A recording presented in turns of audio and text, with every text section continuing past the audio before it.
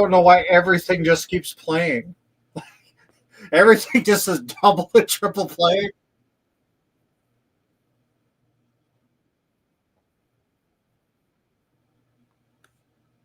I'm having an issue. Michael, what's going on, everybody? Obviously, in 2 years, I haven't learned how to do anything. It's all good, man. Hey, guys, let us know if you can hear both of us in the chat. I think we're good, but let us know. Oh, yeah. I see K-Man. What's going on, Silly Llama? What's happening, man? Scott, how you been, buddy? It's been a while. Everything is double and triple. Are you getting the same thing, Michael? Double and triple what? Like in the chat? No, I hear everything I'm saying 2 or 3 times in a loop and everything you're saying in a loop. No. What about you guys? Let me know in the chat. Do you hear us duplicate, or is it just on his end? He's going to pop out and pop back in. Yeah, I think it's on him. I think his mic is kind of like doing a loop. Hey, everybody.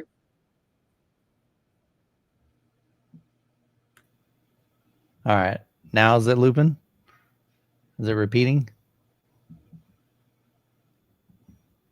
Yes, it is. Is it really? What is going on? This is unbelievable. Man. We were literally just talking for a half hour with no issues. You know, well, no, I was about to say, if you mute yours, you won't be able to hear me. I'm trying to think if there's anything. See, there's nothing on my end that should be doing that. I don't know what to tell you, my man. Looking at this, yeah. Speakers are there. Yeah, I can't even say anything because it just constantly keeps talking back to me. Oh, wow. Too much bass, he says. Maybe try turning down your volume. So I'm going to turn down mine too. Let me know if it's repeating on your end. Sorry, we're having technical difficulties, guys. Is it still repeating, Scott? We're having technical difficulties, guys. Oh, wait a minute. You know what? I can tell you why. Think about it. You have the browser tab open. Yes, yes. So he has this live stream open in a tab on YouTube. It's playing a delayed version because I'm over here losing my mind. He was trying to figure out how to better utilize the chat. So I was teaching him. I normally pull up my live stream, pop out the chat. So that's separate than StreamYard, which is the software that we use to live stream on. So now everything's perfect. Scott, welcome to the channel, man. Welcome to the 2025. Yeah, you know, everybody, this is so the whole thing of this is to show you that 2 years of doing something, you still learn something new every day. Yeah, absolutely, man. Oh man, well, there's probably not a lot of times that you stream to multiple channels either. Most time you just have guests on your channel. Yes, yeah. So see, we're going to cut you some slack today, man. You're learning. Yeah. I thought, oh my God, we're going up in flames and we're only a minute in. Everybody have a good night. We're out. I thought you were going to bail and I was just going to have to do it on my own, man. So yeah, you'd be like, so I'm here to celebrate Scott's 2-year anniversary and thanks for stopping by. That's right. Okay. Man. So everybody, I had a cool intro planned for you. And hey, you know, some days you have good days, some days you have, well, you only see part of it. Oh, really? Yeah, you've seen like 12 seconds of a minute. So. Oh, why would you give us a minute, man? Because it just kept re-looping on me. I was like, ain't nobody gonna listen to this crap. I didn't even want to listen to it. I knew they're not going to listen to it. I'm so dying. That's hilarious, man. All right, everybody. I'd just like to welcome you to. So I just, it was important. You know, if you caught us last night, it was part of Anniversary Edition, but tonight was a special because I wouldn't even have a YouTube channel if it wasn't for Michael. So I thought it would be cool if him and I come on here for about an hour, hang out with everybody, just share our life experience, YouTube experience, just kind of how we met and how our friendship started. Because like I said, without him, you know, with his guidance and help along the way, I mean, 2 years, 25,000 subscribers was a nice milestone for us. Awesome. So anybody that's supporting Michael or me or any other things that we're doing, I certainly appreciate it. So Yeah, so the first 5 minutes of this, you guys can laugh at me. That's fine. I'm used to that. Hey, we're having a good time. That's all that matters, man. It's entertaining, and that's why we're here, is for entertainment. So, Yeah. Oh, I see we already got a nice group of people in the house. Yeah, Thanks dude. for stuff. Oh, dang, dude. See, I got my trusty sidekick to go See, through. they're blowing up the chat there, man. Yeah, see? All right, everybody. Thanks for the happy anniversaries. Thanks for stopping by. Michael, you had coffee and cars today, and now you're doing this with us tonight. So you're just enjoying the hobby from all different directions. Yeah, dude. It's been a fun day. It's been, man, I've done some traveling lately, and it's been all over the place doing some fun stuff. So I'm just trying to show a little bit of love to everybody that's showing us. A bunch of familiar faces. Yeah, no doubt, man. It's such a good group of people joining us on a Saturday night. A little bit of entertainment, some good laughs. Yeah, I promised everybody a good laugh, man. That's we no double sound. Well, you needed to be over here. It was quadruple sound. Yeah, he was going nuts over there, man. That's funny, dude. So so for you guys that know, me and Michael met a few years ago when Michael flew up here so it's you know what's funny? So Bass actually did bring us together because Michael was interested in JTR speakers. Yeah. He didn't own JTR speakers and wanted to really check them out. So he flew up here to hang out with me and Tony Negretti, and the Bass brought Michael to my place, and the Bass started our friendship, and the Bass brought us together. But we've been pretty close friends now for Michael, that's been 5 years. 5 years, yeah. Man, that's insane how. Yeah. So I was reviewing the JTR Captivator RS2s. I had 2 of them, and I reached out to Jeff and I said, Jeff, man, I'm blown away by your subwoofers, but now you got me curious, like, how do your speakers sound? Never heard JTR speakers. And he said, well, we can make that happen, right? And I'm like, what do you mean? He said, I'd be willing to fly you up. I've got a couple of customers here locally. I can take you over and you can check them out.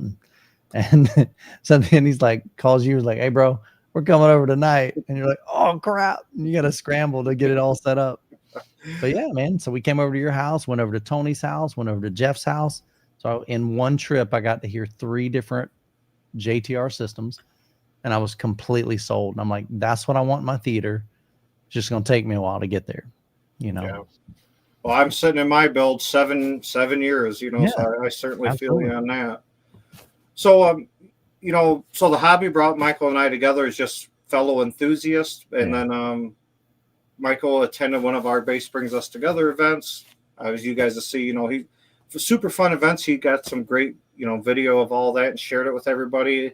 But the reason we ended up going that route, so the first one he attended, he's like, man, you got to start your own YouTube channel. Like, this is great positivity for the community, brings people together. There's not really a lot of this going on publicly. And I was like, man, nobody wants to watch me and, talk about bass. And,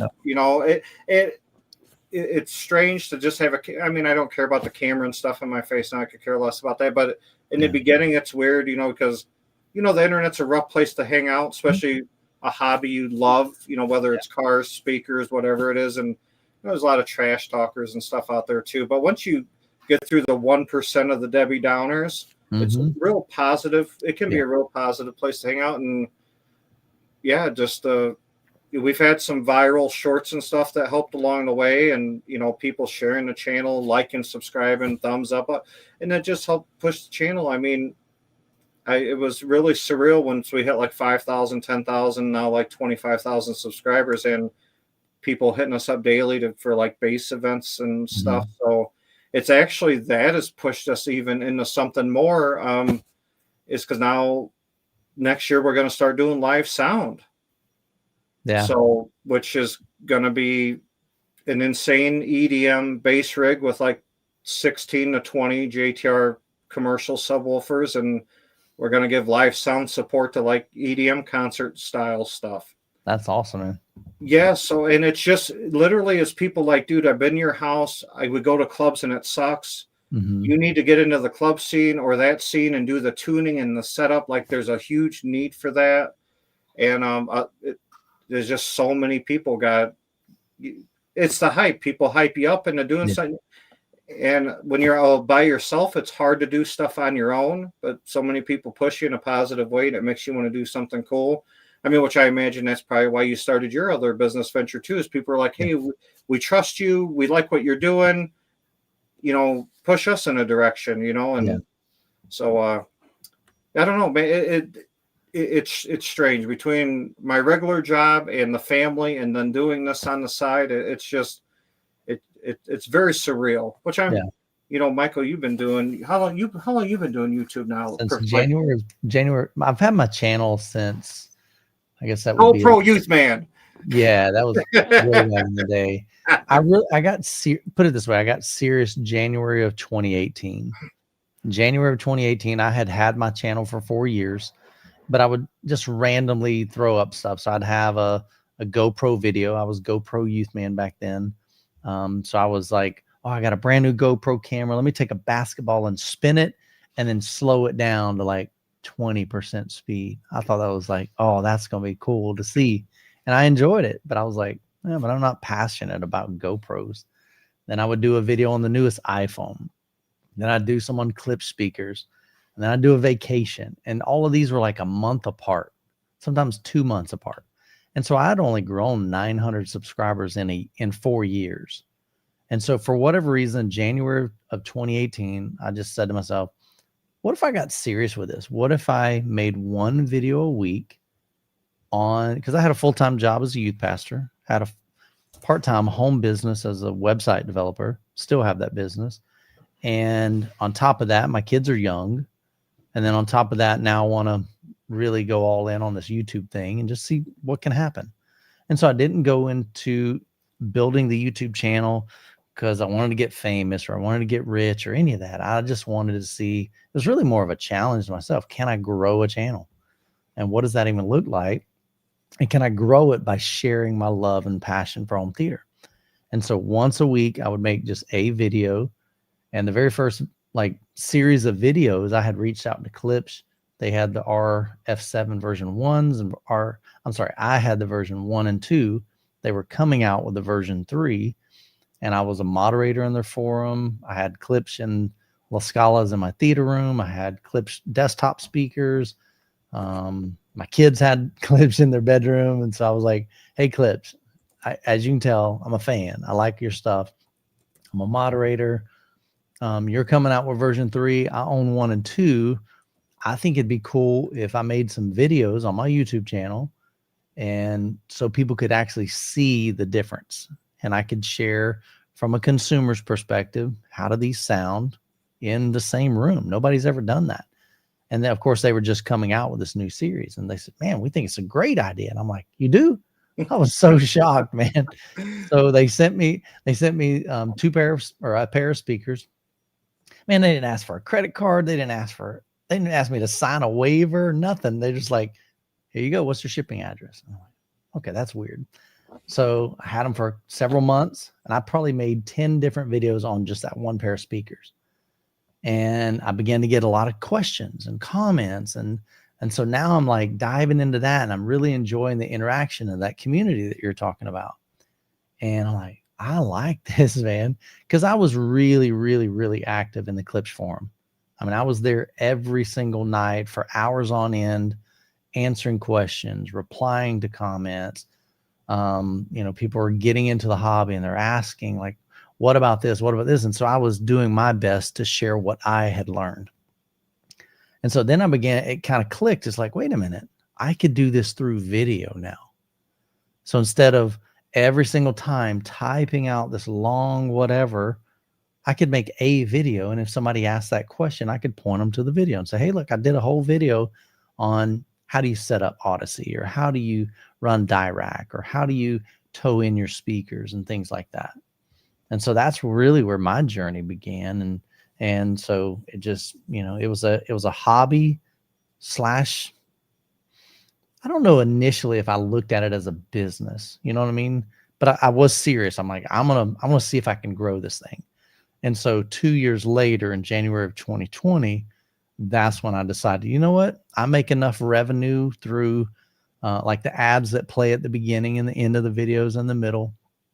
Google pays us for those ads. And basically, the more views you get, the more people that watch the video, that's how you make money revenue wise through YouTube. And so that in combination with my website business equaled a full-time income. So I'm like, well, let's just go all in. And so I resigned to my job and went all in on YouTube and content creation. And then I began to like, okay, let's look at this as an actual business, And so I began to do some sponsorships and some brand deals. And then I began to go to Cedia and I'd film there. And, so that's kind of where that kind of began the business. And then fast forward several years later, so like 5 years after I started YouTube, then we're like, man, well, I'm always telling people, hey, if you like this, whatever, you like this Weem amp, click on the link and go buy it through Amazon or go buy it through Audio Advice or Crutchfield. Well, what if we became the dealer for the brands that we love and we're most passionate about? And so then we began to buy stock and ship. And that's how Obsessed Home Theater was born. But the journey's been wild, man. But it's been super cool watching you and Kat, man. Would you have ever dreamed in 2 years you'd have 25,000 people watching your channel, commenting, asking questions? No, and just like the amount of people, I mean, what really, really blows us away, I mean, like having Wayne from the Philippines over here. Hey, we've had, people come in from, I think it was, man, where the heck was it from?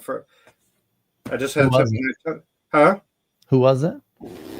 His name was viral. He came by like 2 years ago, but it was all overseas. And like, he didn't even believe me. Like, he's like, it's a lot of work to get out of my country. Oh, okay. Right. And he's like, please tell me that you're not like screwing with these people, that we can actually come and like listen to your home theater. He goes, because for me to go through everything I got to go through and massive. To come to you and to go back home, he goes, it cost me $10,000. Wow. That's crazy. That's so and wild. Like he came here and they just sat here all day with me and we watched movie clip after movie clip, listen to all the music. Yeah. And he's just like, man, that was the best money I ever spent. And I'm like, to hang out with me? Yeah. Yeah. But to just get people in from Canada, Mexico, I think we've had every state in the United States represented that have flown in or drove in. I mean, you've got to meet so many of those people over here too. I mean, and now you and Rusty are just fixtures at all the, the big event of the year. So it's super cool for us, but it's really cool for the people that attend because we're able to bring in Mark Seaton, Jeff Permanian, Tony, you, Rusty, and like people that people want to meet too, like in the industry. And so it's really so many different things that happen at that event. I can't believe that event has turned into what it had. I mean, for us to go on and announce, hey, we're going to do an event and you get 80 people to commit in 24 hours. Yeah. Like, that's, no, you're right. I would have never thought that in a million years. I think that's the cool thing is that social media, it gets a bad rap because of course it can be negative, but the reality is there's so much good that I've seen over the past 5 years, doing YouTube. No, has it been longer than that? No, dude, it's been 7 years. I don't know why I'm saying 5. So 7 years on YouTube. There's so much good that has come out of it, man. The friendships, like lasting, true friendships. Like you, I've had people over to my house and we still keep connected. Now we've got customers. And I was texting a customer last night. He's building a full JTR home theater, and he's so pumped about it. He works for ILM, Industrial Light and Magic.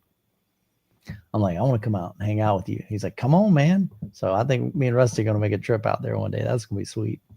But, it's weird that, because the last, because we host almost monthly events where 8 to 12 guys or whatever come by, and to just see at the end of the event, everybody's swapping phone numbers. Yeah. Or like, and I'm just like,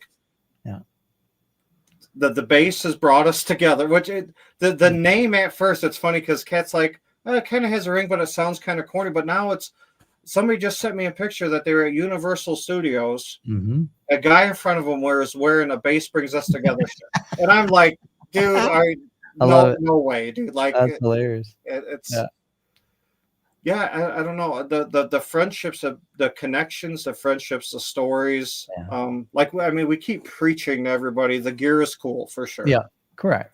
The But relationships what matters. yeah, it's been unbelievable. The only thing I regret is I didn't start it sooner. Yeah. So I would have had more footage of like when I had my Clips THX Ultra system for Same 10 thing, years man. and all the people that came by. And then when I went with the SVS route with the new PB16s that came out, I just, I'm the same way. I wish I would have documented in video my entire journey, mainly at least here at this home for the past 19 years, because so much has changed. And I've done a video on that, like my journey, and it shows I had a 19-inch TV and I had 2 clip speakers and I had a Velodyne sub, and that was it, and that was my theater room. And I'm drawing out on what do you call it, on masking tape. I went on Walmart.com and I looked up the current size at that time was 55 inches. That was like a big TV back then, 20 years ago. Expensive TV. Yeah. And so I'm looking up, this is what's going to be in my theater room. It's a big TV. And I remember going on Walmart.com, looking at the dimensions of a 55-inch TV. And I've got a picture of it on my front wall. I put masking tape, and then I stood in the very back of the room, and I just had this big sigh come over me like, this sucks. Like, that is not going to be a theater experience. And I'm like, crap, now I gotta go projection. That's the only thing I can do. But man, projectors are expensive. They're $3,000. Yeah. I was looking at the Panasonic and I'm like, oh man, I definitely can't afford JVC. Definitely cannot afford Sony. Those were the big dogs at that time. And I'm like, well, there's this cheaper company called Panasonic. Maybe I can get one of those. So I think I saved up and I paid $2,500 for my first projector. That was a Panasonic AE3000U. And I bought an Elite screen, 103 inches, and it was super inexpensive. I think I paid like $350 for it. That's all I could afford, but I built it over time. But man, like you, dude, I wish I would have filmed that and shared that on video. But I had documented that whole journey very, very specific. I was a photographer. I loved taking photographs of gear and speakers and stuff. And I was doing a really good job at documenting that in my build thread in the AVS forum. The problem is like, I used to host my own photos. So because I'm a web developer, I would upload my files to my server, and then I would copy that link to that file and go on the AVS forum and paste that and embed it. Problem is many years down the road, it's probably been 5 years ago now, or maybe a little bit less, AVS did something. They changed something. So those embedded links no longer work. So like almost all of my photos just disappeared. A lot of them did. And I'm like, if you uploaded it to their server, then it was fine. But it's if you were embedding it, they were like, we're going to stop that. I'm like, that stinks. So it was like all those memories and all of that journey was lost. So that's why I wish I would have, kind of documented my journey. And then people could literally look back at the beginning of my channel and go, oh, dang, he's starting out where I am. Michael didn't get to where he's at. Scott didn't get to where he was at in one day. This has been a 19-year journey for me here in this home. Oh, now I've been in the hobby for like 35 years, back in the days of Dolby Pro Logic. My laser discs. One of my very first memories as a kid, I had to be like 4 or 5 years old, was my dad buying an Onkyo 810 Pro. Mm-hmm. Just came out with Dolby Pro Logic. Yeah. And that was insane back then. Like, you're going to have an actual movie theater playback in your house. Like, it was unbelievable back, and I'm like, that's crazy that's some of my earliest memories, and it's been an addiction ever since. Yeah. The reason why I wasn't documenting stuff before, because to be honest, I was like, who's going to care to watch this crap? But because like we've said and I've known now by hosting over 750 people, is 500 of those people had no idea that people enjoy it with other people. Yep. Everybody's like, I've been a troll in my basement by myself for the last 20 years because I didn't know anybody cared about this stuff other than me. But there literally is thousands and thousands of people that get into this. A lot of them are introverts. Obviously, I think it just goes with the hobby. But and once they realize, like, there is a nice group of people, whether, you know, it's on my Facebook page, your Facebook page, but there's positive groups, and it's nice to see people like come out of their shell and now they're active in the community, or they're coming by for demo days and stuff. And you like change their life in 1%, you've changed their life, but for the better. So, so we'll go with this one first. Hey, two JTR 4000 ULFs. Can't imagine hearing more than two. Well, first of all, two is insane. Yeah.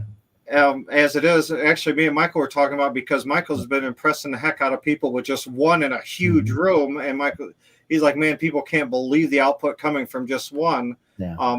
You know, I went crazy in my room, but I'll preach it to the day I die that you don't need 10 captivators in your room. I there's something wrong with my head, and we've come to, you know, that conclusion. So, let's talk about this quick, Michael, because I've actually seen a few people talk about this. Yeah. So, on my understanding, Matt Mormon has his own YouTube channel. Yep. You have your own YouTube channel. Yes. But now you guys have created a channel just for the business, right?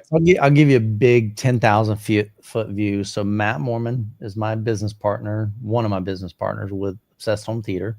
He owns Obsessed Garage. Recently, probably over the past couple months, maybe even less, he decided to begin to separate his content. So now he has Obsessed Garage. He has Matt Mormon. That's basically like where he does his vlogs now. Then he has, I think, Obsessed Builds. So think of it in the home theater space. That'd be like me having a Obsessed Home, like Obsessed Home Theater Tours channel, like a channel just for the tours. So he's beginning to separate. I think he has like 5 channels now. And so we had talked about, so one thing that, you know, truthfully, just full transparency, this whole transition from reviewer to now dealer has been like, we're figuring that out. You know what I'm saying? Very few people in this industry that I know have done that. They started out as a reviewer, and then they're like, man, they become so passionate about this. They're like, man, I believe I can provide value by being a dealer for the brands that we love. And so I know Jeremy, Techthusiasm, he started, he actually became a dealer for Kaleidoscape right before we did. And then we were already building out Obsessed Home Theater, but we really weren't any dealers, you know, for any brands. And so he became, you know, he decided to go down that route himself as well. And so very few people have done that. And so in that process, we're still figuring out, like, what does this even look like? You know, am I no longer a reviewer? Because I don't care about a title. I could care less. My goal is to provide videos that'll help you guys that are building your channel, or I'm sorry, not building your channel, building your theater. I want to make content. It's like, okay, if I got this Weem amp right here. Okay. So they sent this to me, and it's like, okay, what videos can I make that would help you to decide if that is a good fit for you? You know, so I, as a consumer myself, I'm going to review this or test this or whatever you want to call it. I'm going to get some experience with it, and I want to share that experience with you. And then if I love this product, instead of just saying, hey, go to Amazon or go to whoever, Best Buy, and go pick up one, I've got a link in the description. It's like, okay, if I love this enough, what if I contact Weem or whoever the brand is and say, man, I love your product. I'd love to be a dealer for it. We'd love to buy it, stock it, ship it, support it. You know, so we're really getting behind. I mean, think about that. It's interesting because every once in a while you get somebody be like, yeah, you only mention JTR because you're a dealer. I was praising JTR for 5 years before I became a dealer. Think about that. Well, you were praising him before you even had him yourself. Well, the thing is that Jeff didn't even have he still doesn't. To this day, Jeff does not have an affiliate program. You know, with like Arendal or Clips doesn't really even have one either. SVS. So if SVS sends me a product, they have an affiliate program. So I basically review the product and I say, hey, love this sub, or it's okay, or here's what I like, here's what I don't like. And hey, if you're interested, here's a link. You click on it, you go to their website. That's a trackable link. And basically, if you end up making a purchase, then I get 3%, something really, really insignificant. So the thought is, well, what if I love it so much that I become a dealer for it? And then we buy it, stock it, ship it, And so that's really the premise of that. But in that process, truthfully, full transparency, I know that, with us talking about the brands that we carry, it's not going to set well with like all the time with my core audience, because they're like, wait a minute, I see a lot of these videos on JTR and on Perlisten and on Kaleidoscape, but what about all this other stuff you used to do? Clips reviews and SVS reviews and this review. Well, I'm still doing that. So what we decided to do is, what if we created a channel called Obsessed Home Theater that me and Matt can begin to upload to, and we're still figuring out like what content is going on my channel, what content is going on, what I'm saying? What do I upload to the Obsessed Home Theater? Well, you're learning as you go. So we don't know. Again, nobody's done this in our space. Like, we're figuring this out. And I've just always told you guys, I'm super transparent. It's like, I'm bringing you along my journey and my ride. As we build out Obsessed Home Theater, I said, I'm just going to be honest with you. I'm going to be transparent with you.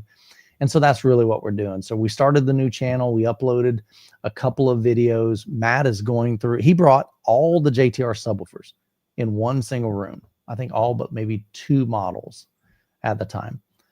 And he's like, and I was actually on a trip, and I had flown out to Wyoming for that video with AWOL. Mm. And so while I was out there, him and Rusty, they got all the speakers or all the subwoofers, brought them into the lab.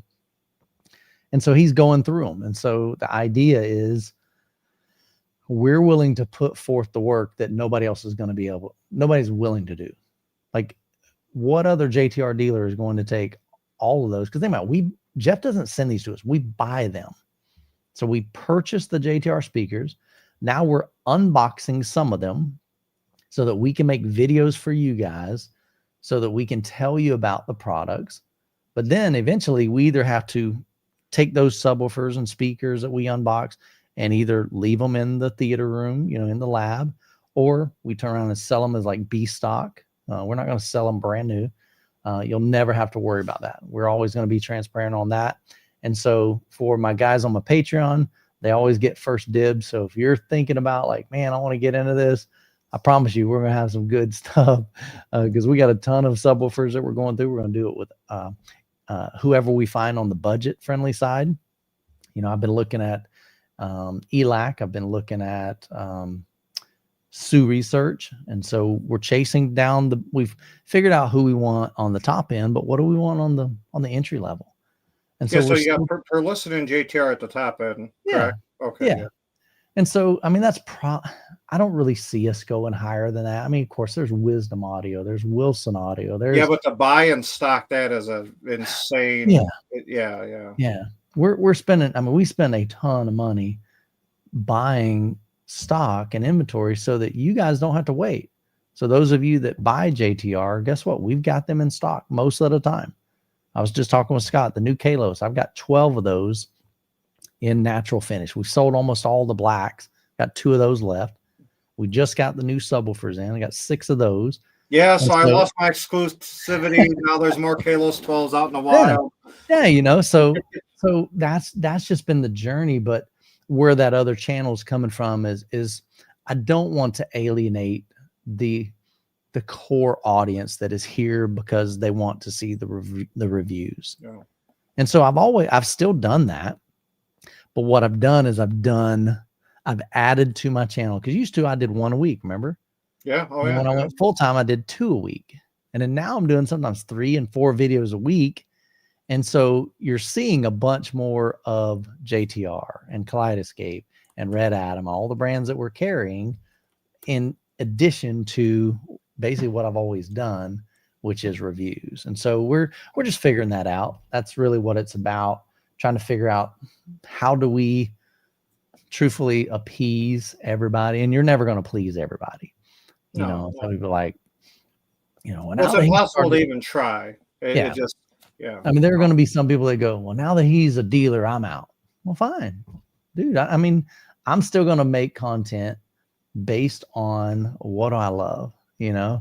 And so when I get a product in, I'm going to share with you the good, the bad, the ugly, and be like, look, here's what I like about it. Here's what I don't like about it. Here's what I think they can improve with it. And then if we love it enough, then we reach out to the brand and say, hey, man, we'd love to carry this. You know, one reason why we picked up Red Atom is because of the value proposition. It's a brand that hardly anybody knows about. We know about Middle Atlantic. We know about Strong AV, but these are expensive. Red Atom is a whole lot cheaper. And they actually include everything. They include all the racks. They include the fan. They include the lock on the door. A lot of that stuff you got to pay extra for when you're dealing with another brand. And so we want to just continue to provide value to the home theater community. And like I said, the cool thing is we're going to be testing and comparing and doing a ton of stuff. But a lot of that may end up on, like when we go through and we're comparing a JTR Captivator RS1 and a Kalos. Well, we're probably going to do that on the Obsessed Home Theater channel.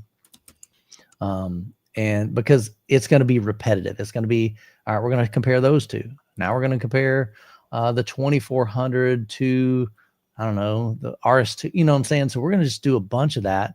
And we don't want like my core audience on the Youthman channel to go, oh my gosh, another freaking JTR video. You know what I mean? Yeah. But the people that are interested in that, we want to be able to provide that because we think that's going to be super valuable because nobody else is willing to do that. Period. Well, I think from a business point of view, it's good to be like, I can watch on this one channel everything this business has to offer, everything they sell. Yeah. And like if they don't even care about your personal other crap, they're just like, I want to buy some home theater gear. Yeah. Every one of these videos these guys actually sell, so let's see what they got to say about it. Yeah. Yeah. So I think on a business side of it, a lot of like idea. just personal experience. Yeah. You know? Like I said, we've got the ability to do A/B comparisons in the same room. You know, I don't know anybody else that's doing that has a channel. And so, you know, again, we just want to provide value. We want to support you guys, help you to figure out what is best. It's not, I can promise you, like some of the brands that we carry have the least amount of margins in the business. It's bad. It's like, all right, but we're going to make this work because we believe in the product. You know, there's some brands that they have huge margins. We don't care them because it ain't about the margins. I think if you provide value to the customer, if we are helping and we're, you know, you guys tell me all the time, Michael, I don't have the ability to get this subwoofer in and this subwoofer in to figure out which one is the better one. Well, guess what we do? So we're going to do the work for you. And we're going to do our best to be able to present something that makes sense and tell you why we feel this is better than this. And if we love this enough, then we reach out to the brand and say, hey, we love this. And we think a lot of other people are going to love it too. Can we become dealers for it? Can we buy it? Can we stock it? Can we ship it? So that's really just the heartbeat of it. And I can't stress to people enough that, especially if you're going to purchase a whole home theater setup, that you literally pay the few $100s to fly in to see Michael or see me or see any, like if you're interested in JTR stuff or whatever, because no lie, if I wanted to make a large purchase, it's worth a $300 flight, hang out with somebody for a few hours before you spend 5, 10, 20, 50, 100. I mean, it just, so and these are people that I don't even share my channel because they don't care about a camera in their face. Right. People are talking about spending 50 grand. They're like, hey, I've never heard of a JTR sound system before. Can I fly in? Can we have lunch? Can I check out your system? And then I'll just fly back home and make my decision. Yeah. And it's really invaluable to be able to do that. So Are you guys at the point now, Michael? Like if somebody says, "Hey, I want to hear for myself a 215 and 212," can people actually fly down to see you and make an appointment to do that? Yeah, now? they just would have to make an appointment because number one, I'm 2 hours away from the lab. And so it would be one of those things where I just need to coordinate my schedule to make sure that I can drive up, be there. Cause I want to meet you. I don't want you flying in and hanging out and me not get a chance to meet you. Leave them in Rusty's hands. Yeah, I mean, I could do that. And they would be fully, I mean, he's fully capable, but I know. I'd want to be a part of that because back to what we were talking about earlier, I value the friendships. I value the relationships. And so, but yeah, absolutely. So if somebody, and part of it, we just need to make sure, all right, number one, do we have it like unboxed? Because here's the reality. Let's say somebody said, hey, I'm just curious. Hey, I'm coming to Disney World with my family, or I'm on a business trip. And while I'm there, I would love to be able to hear this and this just out of curiosity.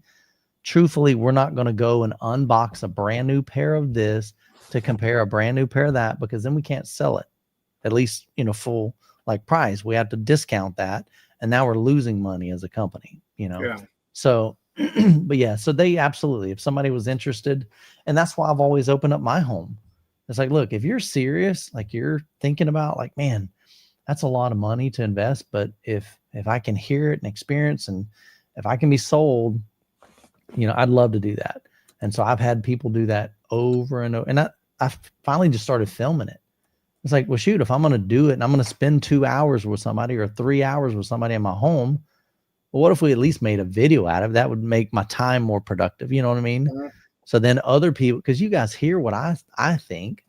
Well, what if you heard what other people think? And Scott does the same thing on his channel. Yeah. You know what he believes because he's got, 10 JTR subwoofers in his room behind him. He's got 2 other JTR systems in 2 rooms. So he's completely sold. Well, what other people think? Well, look on his channel. Look on my channel. We've interviewed a ton of people, and they're like, "This is wild." Like, when I tell people like over 750 people have been here, like that's not an exaggeration. Like we're like literally, I got a waiting list now of like 47 or 48 people that are like, "Hey, the next time," but you can only go through 10 people at a time. It just between.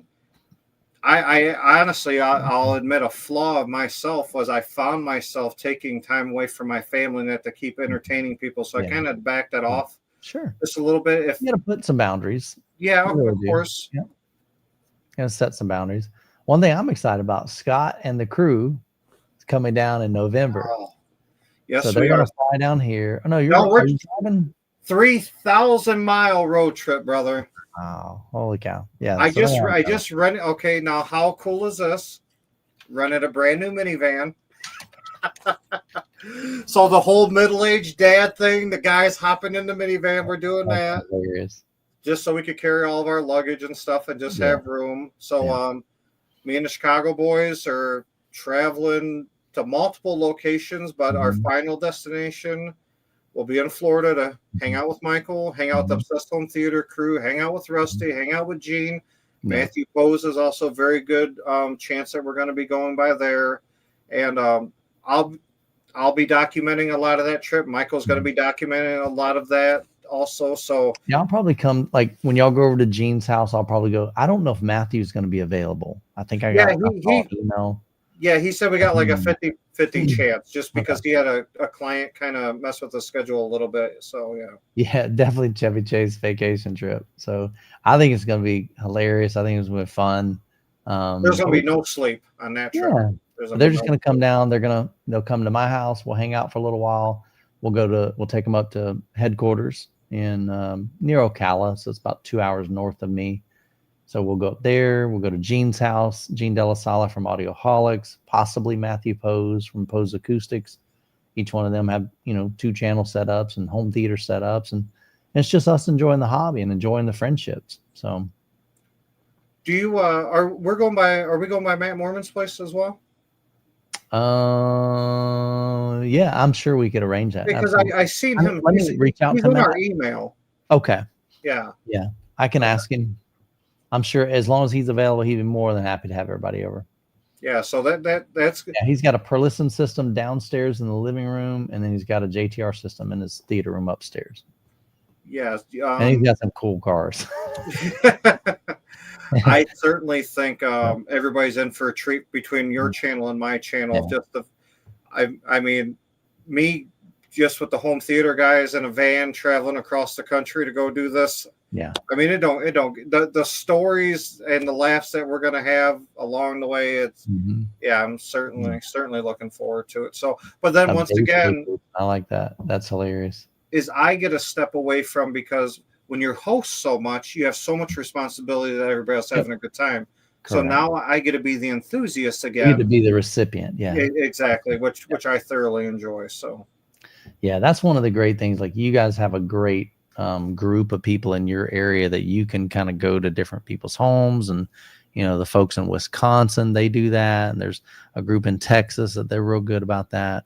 We really don't have that here in Florida, and so I think we should, but I need somebody to head that up. I don't need another responsibility. Yeah. But if somebody said, man, I'll head that up, I will 100% open up my home, and I'll do it, like every 4 months or 5 months or whatever. We'll host it here at my house. And so the idea with that is, 1 month it's at my house, and then 1 month maybe it's at Gene's house, and the next month might be at Matthew Poe's, and next month it'd be somebody else, Casey's house, and next month Benny. He's got an awesome Ascendo home theater. I still haven't gotten over to his. He's my videographer for some of my trips, and Brad, his home theater. So there's a bunch of people that we could rotate, but I need somebody to head up that schedule, and we just never done that. So obviously, we're cool with taking people's questions along the way of this. And, so I haven't heard RF7.3. I never even checked out the 2s, but I've heard the 3. Yep. But I mean, not enough. I mean, Michael, this would be a better question for you, just because you've had more. The Kalos 465s I actually just got done listening to again before me and Michael came on here. I listen to those daily, but so the 465 to me, in my living room setup with just a run-of-the-mill $1,500 Denon receiver, plays as loud as 99% of people would ever want it to play, and it does it very clearly. The dialogue is very crispy and clean, and I've demoed that system now to about 100 people because it's fairly new here, and everybody's really been blown away by it. But for that direct comparison, I'll leave that more to you, Michael. So I've owned the RF7s, the originals, number one. They're very bright on the top end, like really bright. A lot of you either love them or you hate them, and a lot of people hate them because they're like, oh my gosh, they are shrill. When you crank them, they get really bright. So when they came out with the 2s, they did a better job on that top end, kind of taming it a little bit, what I call taming the highs. That was kind of in the middle. And then when you get to the 3, it's definitely more laid back. And then there was one other series in between there called the RF83s. I owned all of those. The 83s were the most laid back speaker that Klipsch has ever made. It doesn't even sound like Klipsch. It doesn't even sound like a true horn. And some people liked it. I don't think a lot of people liked it because, and I owned them. That was the Triple H, right? Correct. Yeah. Okay. I don't think a lot of people liked it because it didn't have that signature Klipsch sound that they were used to. The kind of the very forward sounding, very kind of in your face, very lively and dynamic. And so I've owned all of those. And so the 7.2s, they were great speakers. My son, actually, I gave them to my son, so he still rocks those to this day. It's got the matching RC64 version 2 center channel, and great set of speakers. Okay, so if you were to compare the set, now I've never put them in the same room because Kalos came out way after I sold my Klipsch, long time ago. So the Kalos 465 by itself compared to the RF7.2s, the 7.2s would blow it away, and here's why. With the 465s, you have to run a subwoofer with it. They only go down to about 100 hertz. Jeff even recommends somewhere on your crossover, you need to set your crossover higher than when you typically would. With bigger towers, you can run like 80 hertz, 70 hertz, 60 hertz, something like that. With the Kalos, you need to run like 90 to 100 hertz, and anything below that, send it to the subwoofer. So if you were just comparing two speakers to two speakers, the 7.2s will blow it away, because you're not going to be impressed with the Kalos just by themselves. They don't produce bass, if that makes sense, like lower bass, 100 hertz and down. So you're talking 2-channel versus 2-channel. Correct. Yeah. Okay. So, of course, most of us, and I always recommend, I don't care how big your speakers are, add a subwoofer or multiple subwoofers. Totally, even for 2-channel music. So if you introduce a subwoofer to it, now I think things begin to change. Klipsch is still going to be, pretty loud. It's going to crank. It's definitely going to have more bottom end than the towers. But again, we're crossing it over, sending those low frequencies to a subwoofer. I believe that the Kalos is going to take an advantage over the RF-7.2s in the dialogue, in the clarity, even in the output. I don't think the Klipsch are going to be able to outperform it in like high output and still maintain the clarity and without breaking up on the top end. Now they'll get loud. I've cranked them many years, the 7s, the 7.2s and 7.3s in my living room.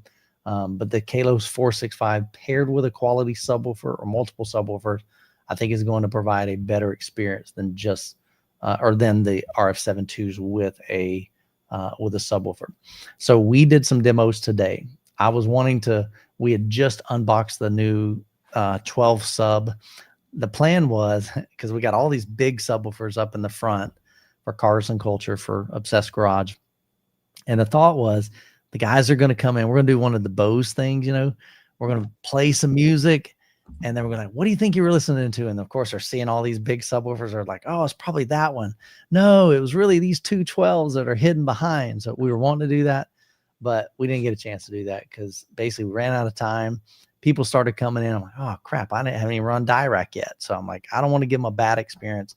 So I ended up, we left the 4000 ULF sofa table. So it's dual 18s, 4,000 watt amplifier with the Kalos. And I would always ask them, like, you let me know volume wise. And one guy or one lady, she was like, yes. In other words, like, crank it up. Because I was like, you let me know if you want me to go louder. And she just says, yes. And so I cranked it up. I mean, it was loud. And those small speakers were able to hang with two 18-inch subwoofers. Now let that sink in a little bit. That's wild for the size of those. And I had one gentleman, he came in and he said, all we were doing is listen to Kalos 465s and the one subwoofer. And when we got done, I shared one, he's like, what were we listening to? I said, well, those, the two light colored speakers. He's like, really? He's like, I thought you had those other big ones, because we had the 212 RTs kind of sitting behind them. He said, I thought it was coming from the big speakers. Like, you got to be kidding me.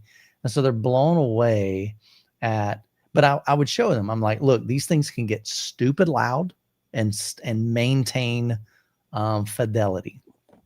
But then I would put on something like super chill, like piano music or guitar music.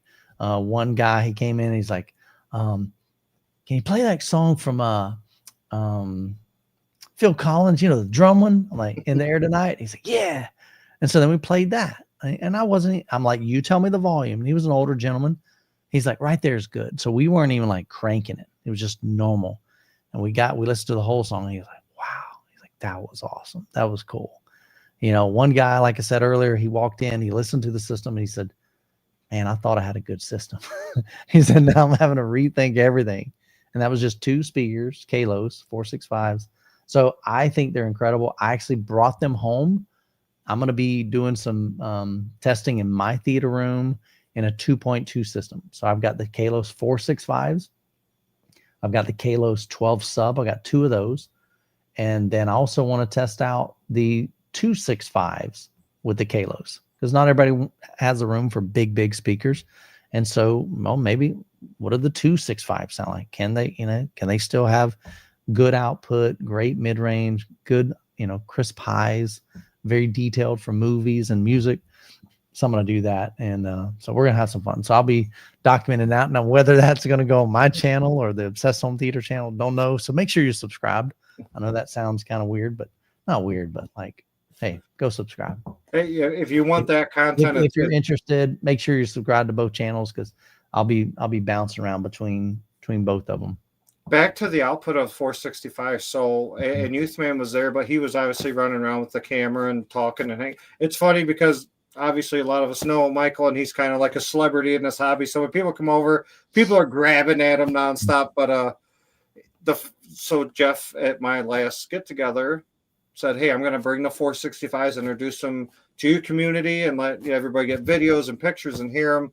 So I didn't have a system in the room that we set them up in. And Jeff goes, "I'm going to bring the new amplifiers that I'm going to be releasing at some point too.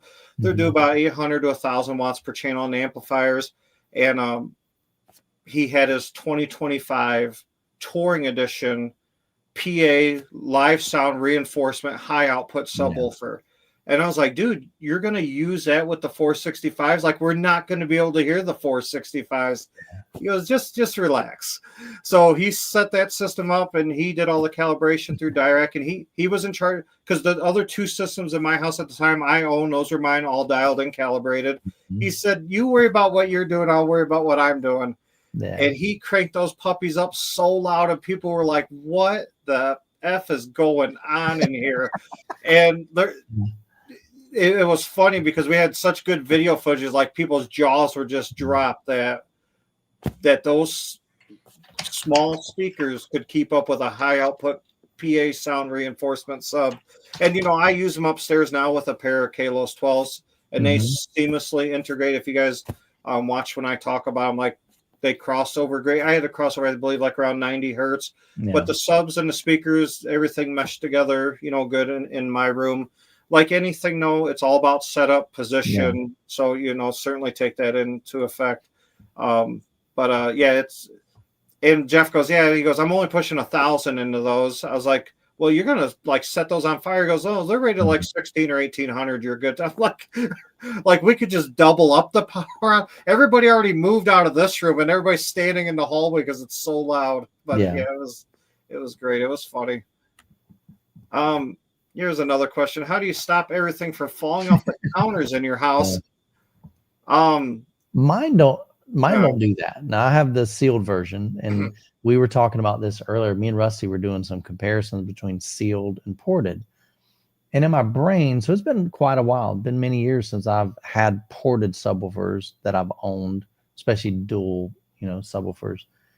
And we were honestly surprised at how much more output the 4,000 ULF has over the RS2s. And this is a pretty big room. It's like our room's like 18 feet wide, 30 something feet deep, 10 foot or like 9 foot ceilings. So it's a pretty big room. And it's a pretty significant difference between the 4,000 ULF. Just it's insane. And so Kaysen, I think he said earlier, he's got 2 4,000 ULFs. Yeah. That's it. Those things they're freaking bonkers. I did not have, people ask me all the time, Mike, why didn't you go with the 4,000? I don't have room. Dude, my room is 13 feet wide, 19 feet deep. And I wanted 2 rows of seating. Scott's got a single row, so he can add more subwoofers around his room. I don't have that luxury. I don't have the ability. They'd just be all over my room. You'd be tripping over them.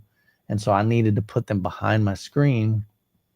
I could have possibly done the tall version, but it would have been like a nightmare getting that thing kind of inside, the cabinet and angled up in there. But were the talls even out then? They might not even been available. I thought they were. Oh, okay. Because it had to be very close on that timetable. Yeah. I think they were, because I'd considered it, but I'm like, it'd look really cool to have. And I had, Jeff had sent them to me to review, and I'm like, dude, this is plenty for my room.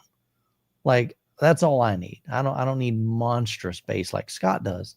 I want to be able to feel it. I want to be able to have that tactile response, and it provided that. Absolutely.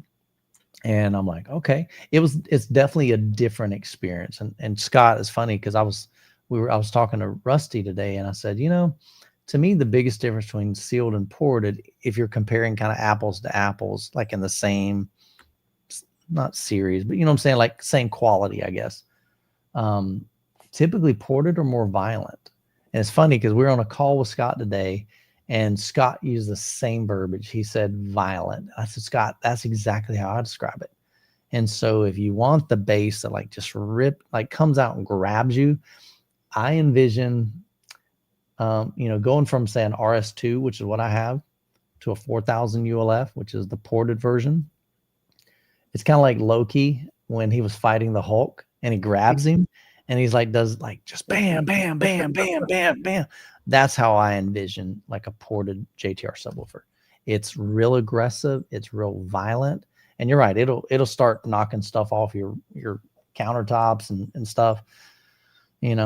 Scott had you had like everything shaking in your room and upstairs. And it destroys my. It's funny, Case, and when people come over to my house, they play this little game of who can stand right above the room and not get sick to their stomach. Yeah, because people can't see. And actually, the first time when I had all 10 set up, I only had like 5 people over, and we were in my theater room, and we're going crazy and just destroying the house. We went upstairs, and the one guy goes, "Dude, where's your couch?" Yeah.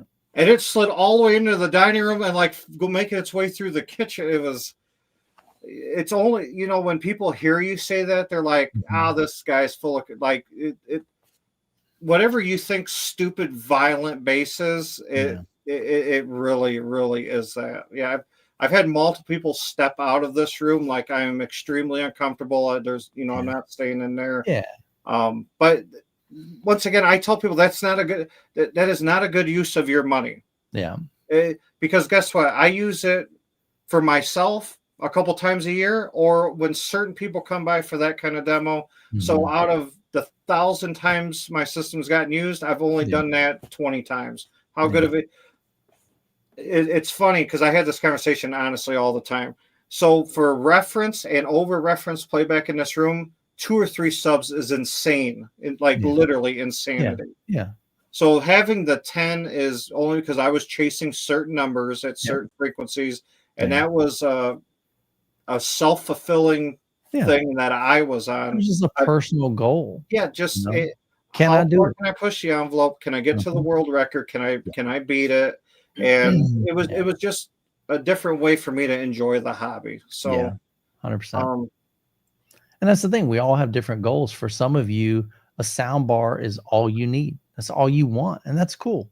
I think Scott and I are of the mindset, like, we can celebrate that. Like, I'm not going to look down on you and say, man, you don't really have a home theater because you only have a sound bar. No, if that meets your needs, and when you watch TV and when you watch a movie and when you listen to music, you get it just fills you, that's great. If you got a clip system, you got a Bose system, you got well, maybe not Bose, but I'm just kidding. Well, there goes my sponsorship for Bose. Thanks, Michael. Yeah, but whatever the deal is, like, you just chase your dream. And so Scott's vision and his goals are going to be different than mine. Like Rusty, he's doing 215 RMs all the way around as his bass layer. That's insane, man. Like, who does that? Well, he's got a different goal than I do. You know what I mean?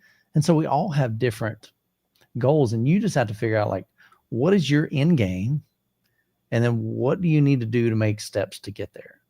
And I'm a firm believer that goals that aren't written are just wishful thinking.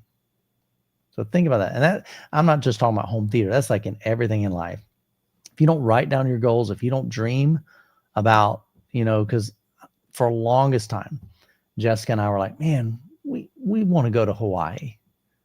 Well, guess what? We never put it on the calendar. We never wrote it down, but it's until you do that, it's just wishful thinking. It's like, it's a dream. Yeah. And so some of you are looking down the road, you're going, man, it'd be nice to have JTR one day, or it'd be nice to have per listener. It'd be nice to have a kaleidoscope, or it'd be nice to have a projector, or it'd be nice to have actual theater seats instead of my couch, or whatever that is. I want a kaleidoscope. But the reality is, down. But you just gotta think through it and go, okay, if that's what you want, what is it going to take to get there?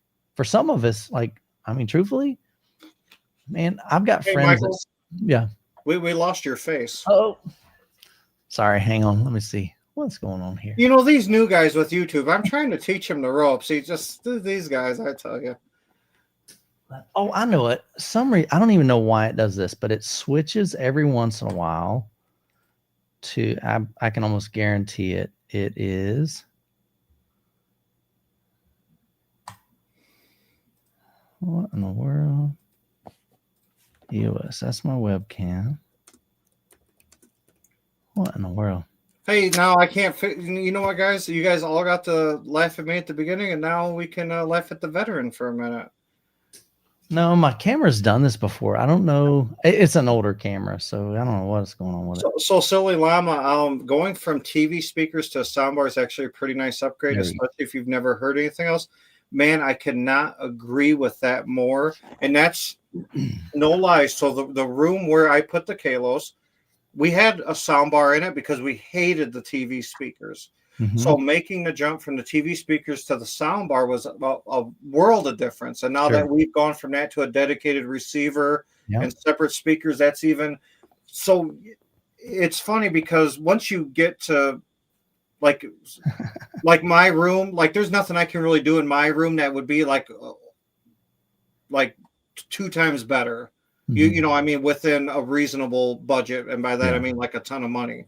Yeah. But like moving up to a soundbar for a few $100s, or moving up to a dedicated receiver, you're getting so much more money on your return at the beginning of this journey. So I tell everybody, they're like, "Oh, I just want to shoot to the end." No, man, there's so much fun until you get to the end. Yeah, enjoy the journey, enjoy the process, and it takes us all a long time.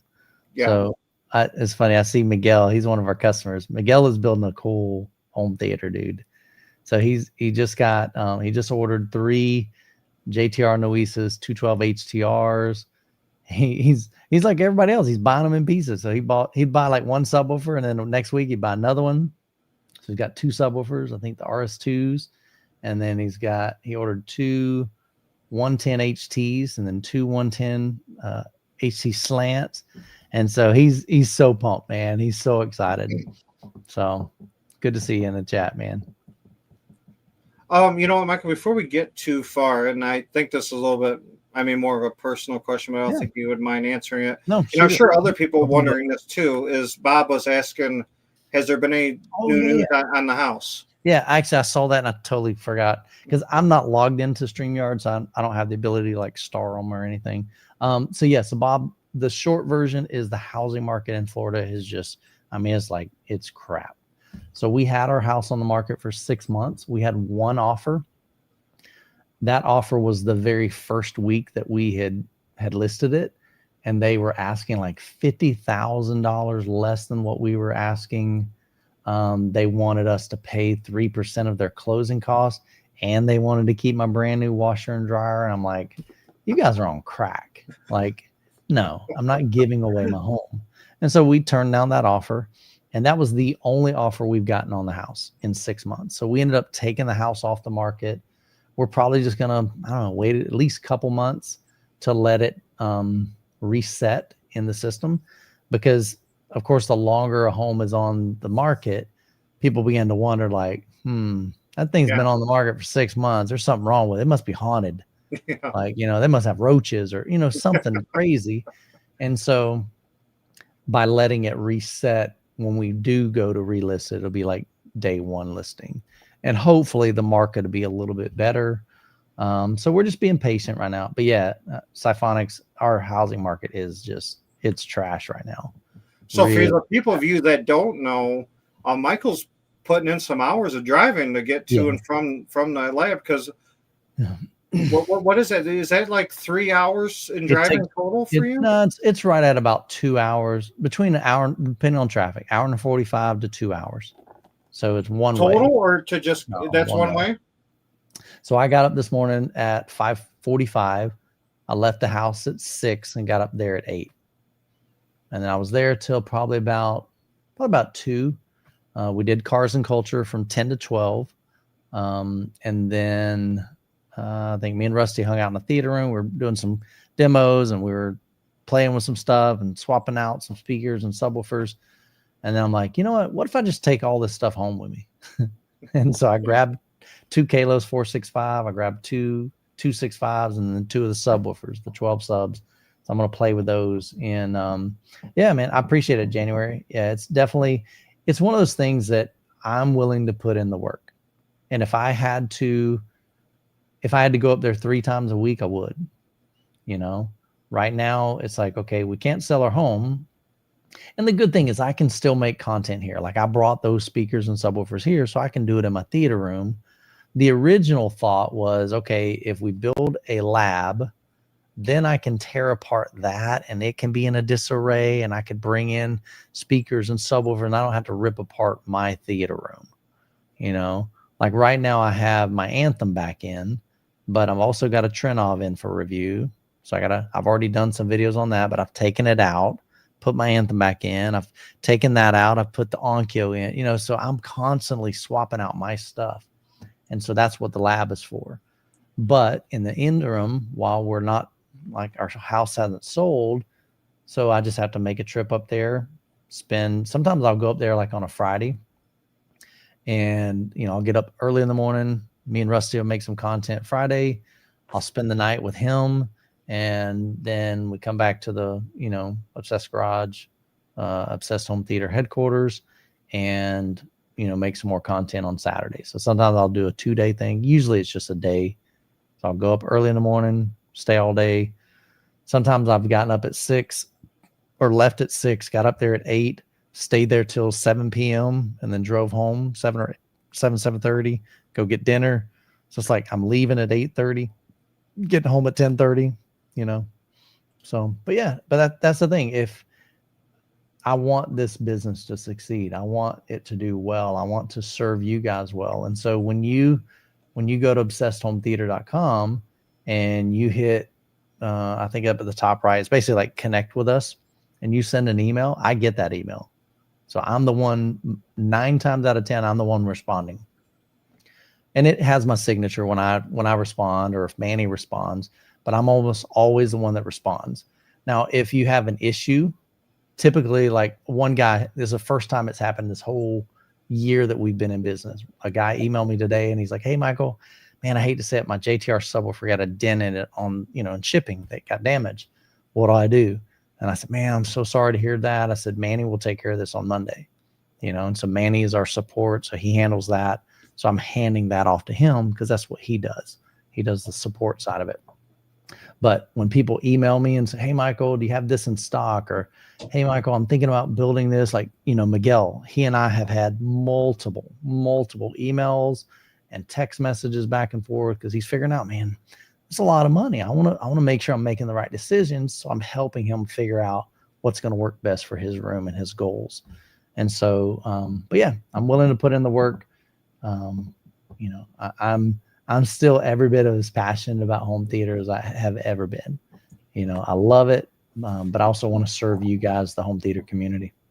And like me and you were talking earlier, Michael, I think that you reviewing the Kalos in your home is more of a real life replication of what, because I mean, I honestly off the top of my head, if somebody's building a room about the size of your lab, they're probably going to go with the Noesis line anyway, because they're bigger, built for a bigger room. And but so that's, I think that an at-home review that Did you freeze? See, he was giving me some trash. Yeah, Scott just froze. No, I'm not froze. You did. Back. You totally froze. you got that Dollar General Wi-Fi? What's going on over there, man? No, you know what actually happened? So the Ethernet feed that comes into this room goes on and off with my Anthem processor. And because there's, I don't know, some weird stuff that sometimes the Anthem will just turn on and off by itself. It's on like a 2-hour timer. So because me and you were on for like I was on for like 40 minutes before the start. So anyway, I was just resting, like Casey said. I just every about hour I just fall out for about 30 seconds, and that's good. That's right. But another thing too is I've seen people talking about from yesterday about like, oh, where's Kat? She's part of this channel too. So let me address that super quick. So the channel still, Kat's involved just behind the scenes a lot more with like t-shirt designs and t-shirt sales. And like, if you come over and we're hosting a big event, she's here, you're meeting her, she's hanging out with you. She's just the best host in the world, man. She's awesome. Yeah. She doesn't feel comfortable because people want to talk the gear and the technical side. She's like, look, dude, that isn't my scene. Yeah. But like, so if for you guys that are coming out to hang out with us next week, because we're going to be at Maximum Pressure in Michigan, which is a big EDM event that we're hosting with some other, people like Detroit Rave Scene and stuff like that. She'll be with, and she'll be in her get up of like the crazy colored hair and her EDM outfit. And for her, the face-to-face chat and talking is cool. Yeah. Her coming on here and talking about what subwoofer should I buy or what frequency. Yeah. She did it to help support you and get you started. Yes. She held his hand while he started his channel. Yeah. Now that he's going, she's like, training wheels are coming off. You're on your own. I'm gonna go hang out in the theater room or wherever she does. Yeah. So she's still very much involved. And like when I made Bass Brings Us Together official LLC company, she's 50% owner of this company. I just talked to her the other day about ordering 16 JTR subwoofers for a live PA event. I had that full conversation with her, what that would entail, what I'm planning on doing next year. So she's certainly part of everything just because she's not sitting alongside me right now. So I just wanted to, she's still a lot of responsibility of what is going on around here with this channel. So yeah. Dirty, appreciate it, man. Thanks. I'm always happy to help, man. Here's the challenge, and Scott's learning this firsthand. When you have a small channel and there's 10,000 subscribers, you can answer every single email, every single comment, every single Facebook message, every single Instagram post. Then you get to 20 and 30 and 40. And eventually at some point, I think I did really good until 50. When I hit 50,000, I'm like, okay, this is starting to get overwhelming. Like, this is a lot. And then like even a guy today, he posted on my channel. He said something like, because I had posted that we were going to have the live stream tonight. And he basically said, oh, I didn't realize you were in Chicago. Maybe that's why you didn't reply about my interest in a Kaleidoscape Strato V. I'm like, dude, I don't have a clue what he's talking about. Like, I don't have an email. I mean, did he make a comment? I mean, if he made a comment, like, yeah, there's a bunch of them I don't see. There's no physical way to see those, much less respond to all of them. But we do our best, to provide. With Kevin, so like Michael, our Bass Brings Us Together Facebook group, I got like 14 or 15,000 people in there, and then 25,000 here, plus my own Facebook page that has like 25,000 followers. So I really, no lie, I'll lay in bed at night, like an hour before I should go to sleep, and like really try to get back. And then literally, if I'm not responding to you, I either didn't see it or I just didn't have the time. It's not because I didn't want to answer your question or entertain you or something like that. It's just, it's. And then now that we've got the other dedicated channel, Obsessed Home Theater, so now I'm having to switch between my YouTube channel on Youthman, making sure I remember to switch over to that and then look at the notifications and reply to those. So it's getting even more overwhelming, but we do the best that. No, I definitely don't feel bad. It's just there's literally so many times in a day, and like Scott was saying, sometimes you physically, like I could spend my entire day answering comments, replying to emails, replying to Facebook messages, Facebook posts and comments. I could do that all day and I would never make a single video ever. I would never spend time with my family ever. It's that amount. And so we do the best that we can to help you guys. Obsessed Home Theater customer support is as good as it gets. That's cool, man. I appreciate you, dude. Yeah, Miguel, I'm excited for you, dude. You're building a killer home theater. So I think yours would be a really cool one to come out and see and check out. So, so I'll answer this, January. Actually, yeah. So I went to, I'll answer this in a few different ways so you can check out a few of my different personalities. So I was invited to PA subwoofer shootout about a year ago. So there was a few different JTR subwoofers there, a few different JBLs, and then a few different baseball subwoofers. Now, so first of all, since I've dealt so much with JTR, if I ever had which is awesome because I haven't had a warranty claim on any of my stuff yet. So people keep asking, "Oh, how's their customer service or warranty?" Like, I was like, "Well, fingers crossed." I haven't, and this stuff don't live an easy life at my house. I haven't had a warranty, a subwoofer, an amplifier yet, so I'm not sure about that. But I mean, I've heard that they take care of their customers pretty good. But I've seen how the stuff is built. I see the drivers that are getting used. I'm very familiar with the amplifiers. So I'm comfortable with purchasing that product, but performance is important to me too. So I did hear the Bass Boss. I believe it's their Quad 21.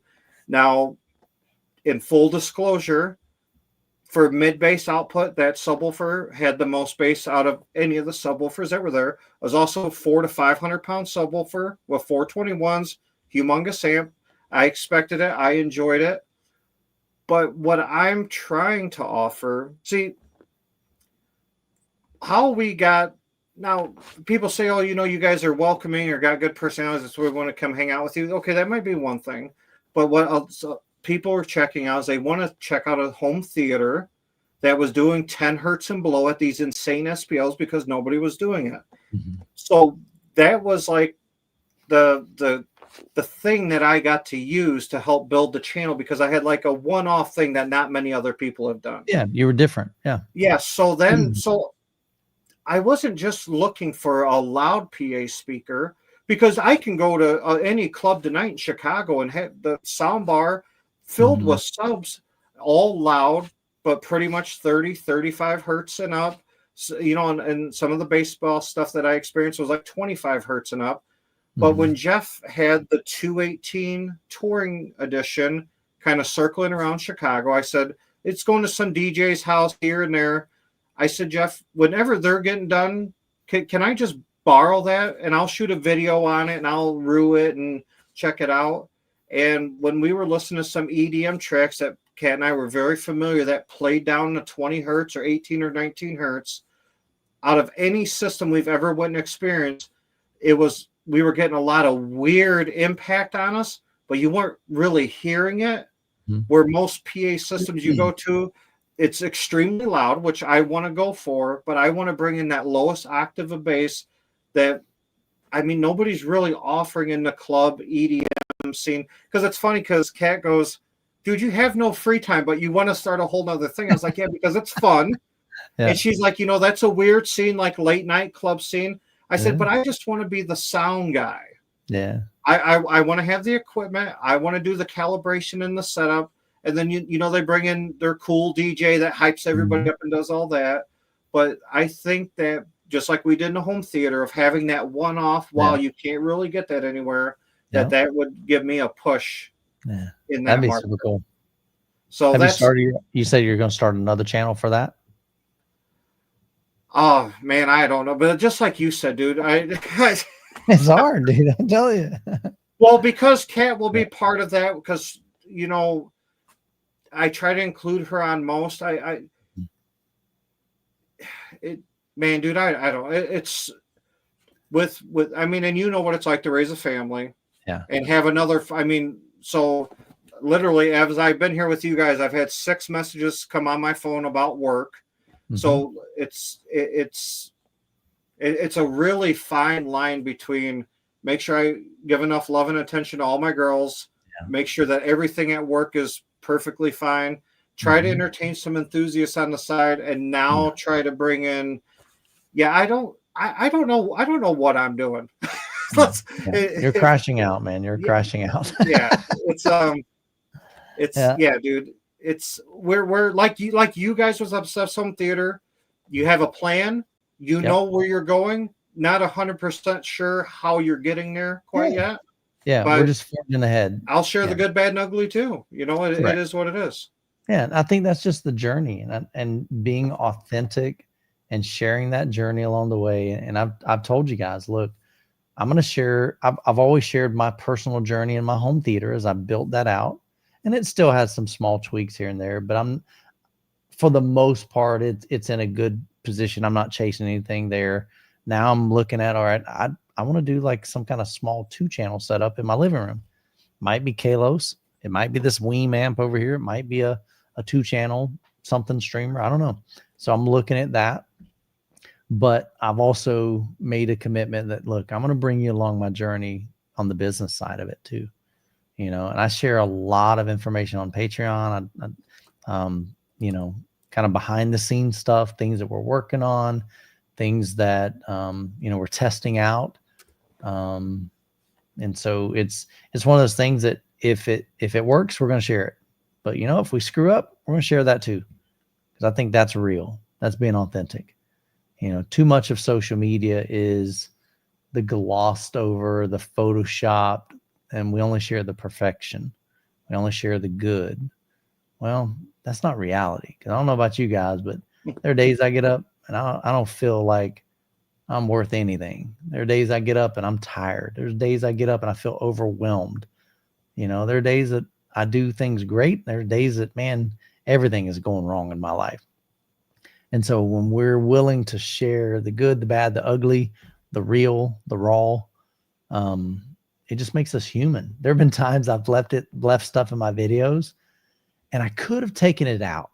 And like you know, the part of me is going, man, I really should remove that because that makes me look stupid. Like the beginning of this podcast, how stupid there I are look. times that there, like just recently there was a gap.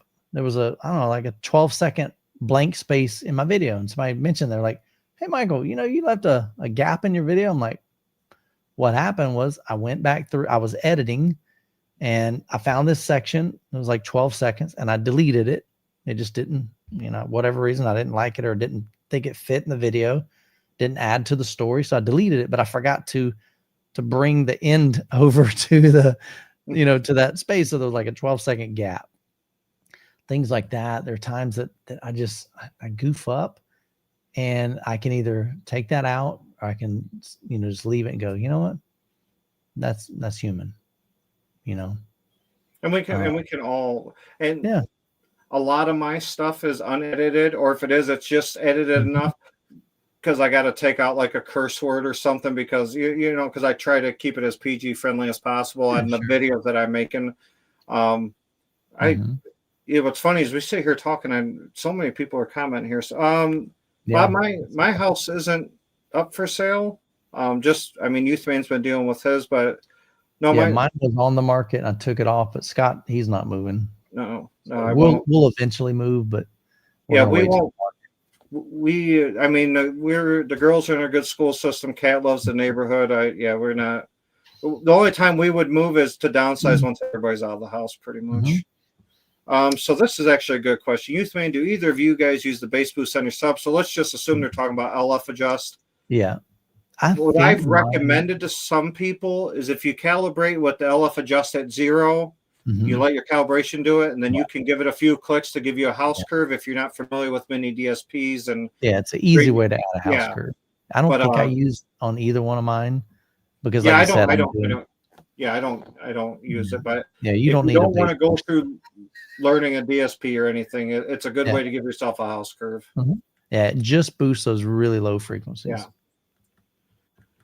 Life is busy. Yes, sir, Scott. I appreciate that. Yeah, that's a great name too, Scott. Good job with that. Yeah. So Llama Few concert I went to use L acoustic subarrays that played pretty deep. I really like to hear how that JTR set with sound. So for me, I want to do small to medium venues and keep high SPL, low hertz, only because it's already going to be very expensive to do what I want to do. Once you move into outside, man, it's then it's just I got to start somewhere and see where it's going to go from there. Pretty much, there's no way I could have just went all the way like that. Yeah, but no, dude, I appreciate all those outside events and venues and sound designers and make total sense. Oh, that was talking about the bass boss and stuff. Yeah, I understand why like a lot of people. It makes sense for a lot of the PA guys just to shoot for 30 hertz and above because trying to create 20 hertz in a huge room it's a huge task. And if you don't play a lot of EDM style music, Like you do a lot of rock and country, I mean, you're not chasing 20 hertz anyway. Yeah. So Makes sense. the good, bad, and ugly. I believe me and Michael do a good job of showing that, like he was talking about. We're all human, make mistakes. Yeah. And I'll make more mistakes tonight, tomorrow, and that's just life. Absolutely. I'm using a PA woofer in my Valadyne cabinet as my subwoofer in home theater. And I've convinced myself that my next subwoofer needs to be an actual subwoofer that hits low frequencies. Yeah, I can agree with you on that for sure. Yeah, I've always shared on my channel that for home theater, especially, music's a little different, but home theater, at least get a subwoofer that plays down to 20 hertz. Yeah. Typically with PA drivers, you're going to get down to like 30 or 35 hertz. I think you're missing out a lot of that experience watching a movie. Now, anything below 20 hertz is amazing. If you can get down to 17 hertz, awesome. If you can get down to 15 hertz, even better. If you can get down to 10 hertz, that's rare, and it's phenomenal. I'm getting down to 5 hertz in my room. I think Scott's getting down to about 7 or 8 in his room. Yeah.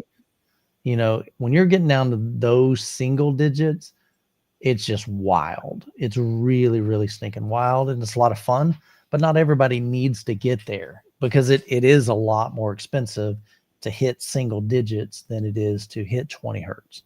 And so that's why most of the manufacturers, Klipsch, SVS, Sioux Research, they're usually in around like 17-ish, 18, 17, 20. You know, some of them will go down about 14, but then they start dropping off really, really quick. And usually even when they hit down to about 17 hertz, they're already starting to roll off. And then by 16, it's really bad. So it starts dropping off significantly quick. But if you can hit 20 hertz, like if you're not getting 20 hertz on your PA cabinet, 100%, dude. I rocked a Valadyne for many, many years. Started off with a CT100. That was a 10-inch with a 100-watt amp. Found a used one on Facebook Marketplace. That was the F1500, 15-inch driver with a 250-watt amp. Then found a HGS. For some reason that doesn't sound right. No, there's a HGS model. Is it HGS? Yeah, HGS 15. So that was like nice, beautiful piano black finish, high excursion woofer, 1250-watt continuous amplifier. Found that on Facebook Marketplace. Found a second one. So then I rocked 2 of them. And so find one that can hit 20 hertz at least.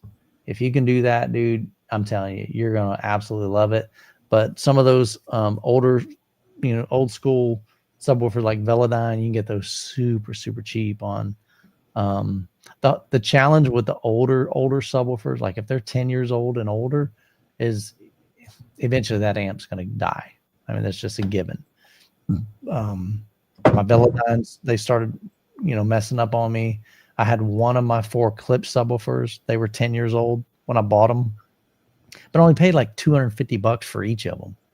I think one of them I paid maybe $350. And so there's some good deals out on the used market. So definitely don't be scared to check those out. But so Kaysen wants to know, he said what you guys just said. I wonder, do you guys get tired of the constant on the go? For me personally, I don't do well with downtime. Like I don't watch TV. I'll watch a new movie or movie clips, but like to sit down and watch TV shows and stuff, my brain, either I'm sleeping or I'm on the go, and maybe that's because I help run an emergency-based plumbing business out of Chicago. So over the last 25 years, I'm just used to that you stay on the go. And it's funny, I was actually just talking to a buddy of mine yesterday, and he goes, I'm like you. He goes, I've always believed that idle hands are devil's playground. Yeah. And he goes, I feel like that I have to be doing something, or I'm doing something wrong, or I don't. It's funny because we stress ourselves out and we frustrate ourselves for sometimes no reason, because like maybe the video don't need to drop today. Maybe I don't need to go do this, or maybe I don't need to have those 10 guys over next weekend. So it isn't us complaining, but it's also you feel like you need to be doing. I mean, I feel like I need to be doing something. Yeah. Michael, especially with you, starting. I'm a workaholic. I really think I'm a workaholic, but I'm a workaholic because I love what I do. You know, I truly enjoy answering comments. I truly enjoy making videos. I truly enjoy flying out to CD and hearing about these cool new toys and these new products that these manufacturers are sharing for the first time. I enjoy doing home theater tours. I enjoy getting products in like the Youthman to review and the Kalo sub 12 or 12 sub that I just got. You know, those types of things. I enjoy that, but it's constant. I mean, there's never, it's funny. Every once in a while I'll be on the couch. And what's funny is my wife, she comes from the 9 to 5 mindset. She's a school teacher. So I'll be on the couch and, you know, I've got YouTube Studio pulled up and so I'm looking at my comments and I'm clicking on here. Okay. I'm replying to a comment. I'm flipping over to Facebook, replying to comments there. Then I'm checking my emails, replying to emails. So I'm laying on the couch doing all this, or I'm here in my office and, you know, I got my feet propped up on the desk and, you know, I'm just replying and stuff. And sometimes she'll come and she'll be like, don't you have a video to make? I'm like, babe, there's never a time when I don't have something to do. There's never, ever a moment that I don't have a video that I can be working on. But the reality is this thing is so much bigger than just a video. You know, you can either just devote yourself to making videos, or you can just devote to post like pictures online or answering comments. But I just do my best to kind of do all of it, you know? But yeah, I guess it's kind of that, you know, the adage that when you do what you love, you'll never work a day in your life. I don't believe that. I mean, it's work. There's no doubt. I mean, just out of curiosity, I'm gonna look at my channel. On my channel, I have, and I don't say this like to toot my horn. I just want to share with you. On my channel, let me go here. I have 1,297 videos on my channel. Out of 1,297, I have I have edited 1,296 of them. One video I paid a guy to edit a home theater tour because I think it was like right after Cedia, and I needed to get these videos for Cedia because those were sponsored videos. But I also really wanted to get this home theater tour, and it was a big home theater tour, and I was just running out of time. Or maybe I was headed to Cedia after that, something like that. And I just didn't have enough bandwidth in me. And so I reached out to a guy that had offered to help. And I said, hey, what would you charge me to edit one of my videos? And I think it was pretty inexpensive. It was like $200. I'm like, I don't have time. Fine, that'd be great. And so I paid him $200. He did a great job on the video, but I've edited every single video on this channel. Now, earlier I said filmed and edited. I can't take that credit because there are times when I go to Cedia, I hire a videographer to come with me. They use my camera, they use my lighting, they use my microphones. I just physically can't be in two places at one time. I can't be behind the camera, or I'm sorry, in front of the camera talking to, you know, let's say somebody at Ascendo, and we're talking about their new 64-inch subwoofer, their 100-inch subwoofer.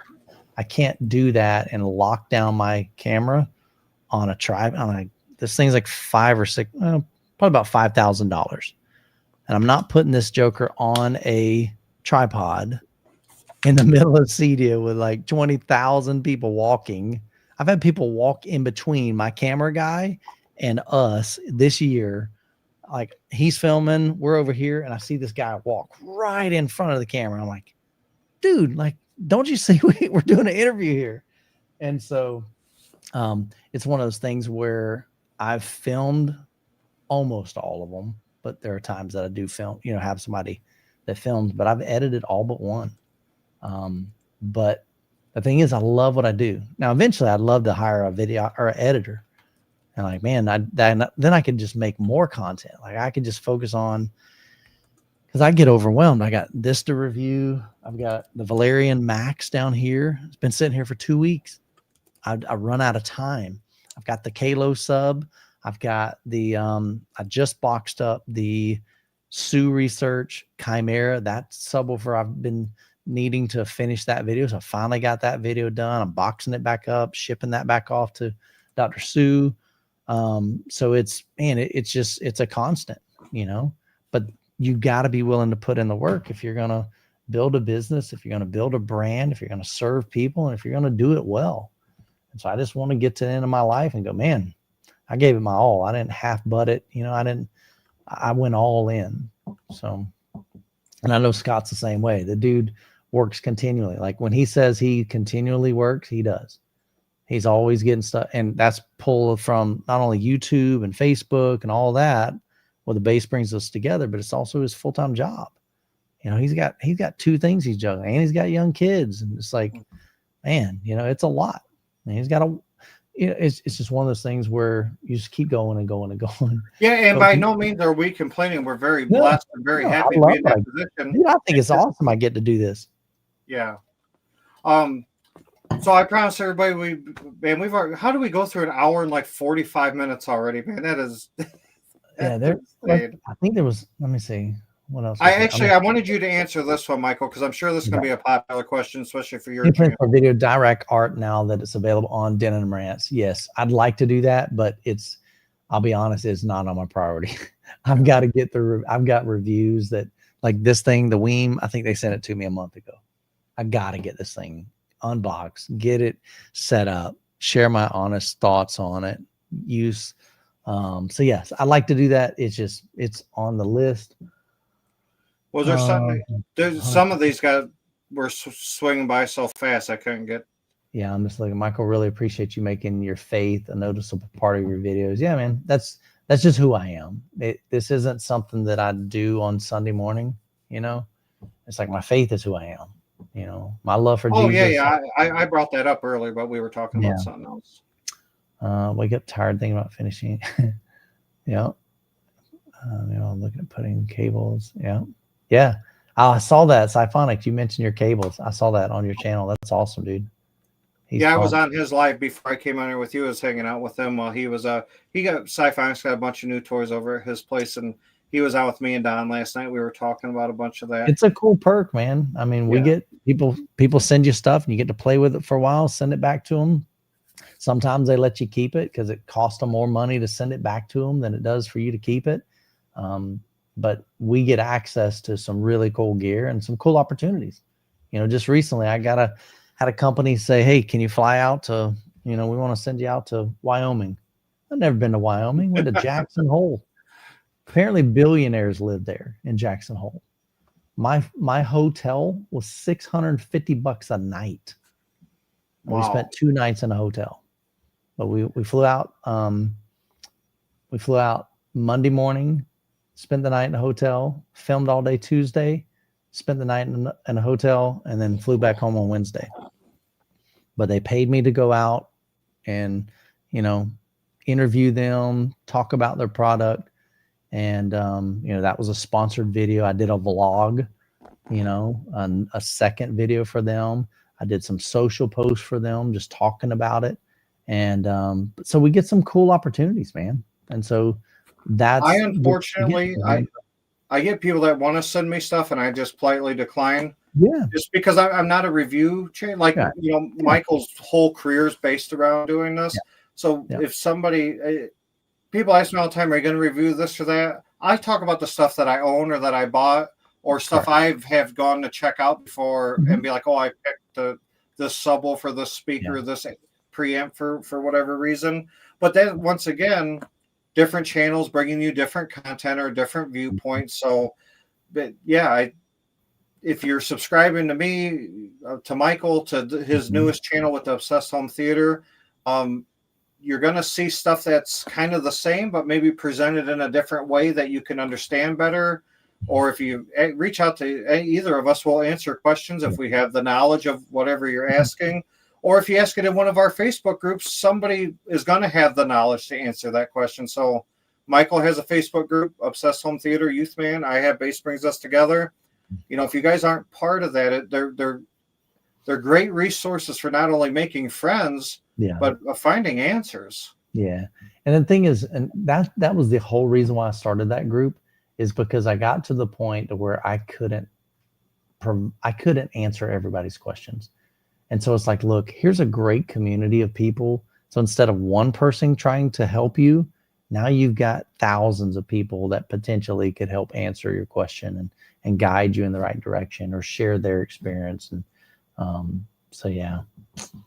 So I'm going to just answer this one last question for Travis. He's asking about who makes sound reinforcement speakers that can go down 12, 13 hertz. Well, so in the theater space, I mean, one of the well-knowns is like the JTR Captivator. In the home theater space for years, they were been the number one commercial sub. Like Database being a third-party company for years, people were trying to compete with them, and JTR has always been well known for low bass there. So I've been comfortable with JTR product, just owning and dealing with JTR for so many years. They make a sound reinforcement sub that's tuned to 20 hertz in rooms. I mean, you can get 17, 18, 19, just depending. And for me, that's where I want to be. Not really looking to chase 13 or 12 because a lot of the EDM music that I would want to play or use on it is really centered like 20 to 25 hertz. And plus, even moving down to 13 or 12 is going to be even more and more product. I mean, at a certain point, I have to put a limitation on something. But I do know that I'm not interested in chasing 30, 35, 40 hertz because there's already so many people doing that, which is fine. It's just if I was going to take the time out of my day to build a system, I wanted to do something that was just a lot less common. So appreciate you stopping by, Travis William. Great questions. Appreciate everybody coming here to hang out for 2 hours with us. I mean, I've been keeping an eye. We moved from 20 to 30, 40, 50, 60 viewers for this last 2 hours. So if you guys are hanging out on a Saturday night with us, that's awesome. I appreciate it, Michael. I certainly appreciate your time. I wouldn't even be here if it wasn't for you. So I certainly appreciate your friendship as well. Yeah, I appreciate yours, man. No, we've had a great relationship. You and Kat have been awesome. Y'all been great hosts. Every time I come up there, y'all just been so generous. I get the princess room, which is pretty awesome, man. It's pink room. So it's great. Well, with we give you the street view, which we don't give that to everybody. The princess suite is awesome. No, I'm serious. I'm grateful. No, we just have a great friendship. We share the same passion. We share the same love for the community. And I respect that. That's one of the things I've absolutely loved. You keep your channel very, very positive. And I do the same. There's enough negativity in this world.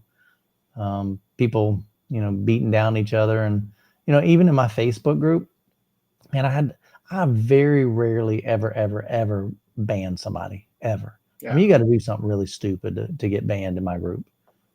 Same thing on YouTube. You either got to say something very racist or actually even just racist, period. You're going to be racist. If you're going to be like just hateful, like straight up hateful, I'm okay with you being negative or you criticizing, oh, you should have did this in your video, or I think you're wrong. I'm okay with that. Or I disagree. Fine. As long as you do it respectfully, that I don't care. But when you get mean and nasty, but this guy, he messaged me and I'd been with my grandson all day.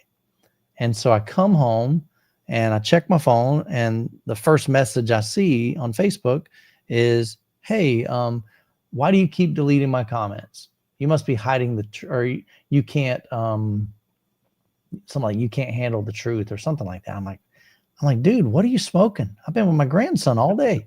I have no idea what you're talking about. And he's like, well, it's your effing group and you should know. And I'm like, what are you talking about, man? And basically, so then I go over to look I found out it was Facebook, and I go look at the history and it shows 3 posts. He wrote the same thing 3 different times, and Facebook automatically blocked it. And it blocked it because he didn't have a profile picture. So Facebook's thinking, oh, this is a spam comment. So it blocked it. I didn't have anything to do with it. But man, he cussed me out and said some things. So I just shared that with my group. I'm like, look, this turd, he's acting like this. And I don't have time to babysit. I don't have time to have somebody that's just going to be drama and negative and cuss me out over something I didn't even do. So I booted him. I'm like, see ya. I ain't got time for that, man. So I appreciate your positivity that you bring to the home theater community. I think we need more of Oh, the guy has it. No, it wasn't that guy. That I know who you're talking about. It's funny. That guy has a YouTube channel. He's very negative with your channel. Yeah, he's negative with everybody, but that's his thing. He's using that to grow a channel, and I just think that's crazy. Like to intentionally bash brands and people for the sake of views and to stir up controversy. That's not how I want to build a channel. I want to build a channel because I'm kind, because I'm loving, because hopefully I bring people joy and you hope. want to have fun. Yeah. Those types of things. That's how I build a channel, and I've been able to do that. Over the past I was adding it up. I think January of 2026 will be 9 years for me. I started in 2018. That's just wild. That just means I'm getting old. Oh, good, man. But no, man, that's what it's about. It's about you guys in the chat. We appreciate y'all being here, hanging out with us for a couple hours, man. It's always fun, Scott. I'm super grateful for your channel, your growth. You've put in the work. You're not only making the content, but you're also opening up your home to literally thousands of people, over the past, 5 years that you've been doing it, or 4 years or whatever.